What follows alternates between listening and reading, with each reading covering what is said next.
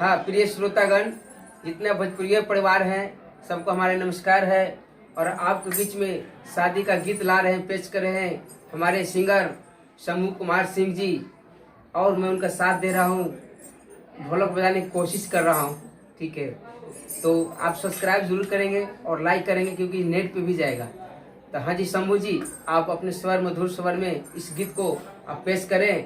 और रहने वाले हैं ग्राम चकिया, पोस्ट परासी, थाना परासी और बिहार के रहने वाले हैं। एक सब्सक्राइब जरूर कीजिएगा क्योंकि हम लोग बहुत मेहनत कर रहे हैं। नमस्कार। अरे कहाँ से देबे पापा 4 लाख नगदया कार हो। अरे कहाँ से देबे पापा 4 लाख नगदया कार हो। अरे कहाँ से देबे चाचा 4 लाख नगदया कार हो। अरे कहाँ से देबे चाचा 4 लाख नगदया कार हो।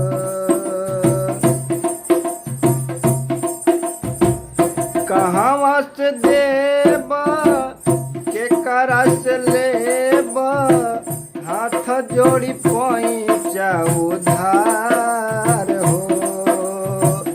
कहाँ से देबा केकरा से लेबा हाथ जोड़ी पैंचा उधार हो। अरे कहाँ से देबे पापा 4 लाख नगदया कार हो। अरे कहाँ से देबे मामा 4 लाख नगदया कार हो। अरे कहाँ से देबे चाचा 4 लाख नगदया कार हो। काहे के सकार लिहला तना सामान हो। टीवी फ्रिज कूलर पलंग दीवान हो। काहे के सकार लिहला, काहे के सकार लिहला तना सामान हो। टीवी फ्रिज कूलर पलंग दीवान हो। बेच देब खेतवा त बेटवाई कैसे चली पूरा परिवार हो। बेच देब खेतवा त कैसे भरी पेटवा, कैसे चली पूरा परिवार हो। अरे कहाँ से देबे पापा 4 लाख नगदया कार हो। अरे कहाँ से देबे चाचा 4 लाख नगदया कार हो।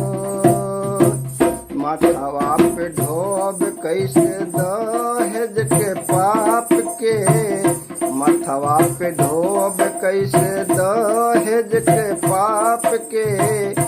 फेरा में डलले बानी बूढ़ माई बाप के। फेरा में डलले बानी बूढ़ माई बाप के। पड़ी न सनूरावा त जाइब न ससुरावा, घर ही में रहब हम कुमार हो। पड़ी न सनूरावा त जाइब न ससुरावा, घर ही में रहब हम कुमार हो। अरे कहाँ से देबे पापा 4 लाख नगदया कार हो। अरे कहाँ से देबे पापा 4 लाख नगदया कार हो।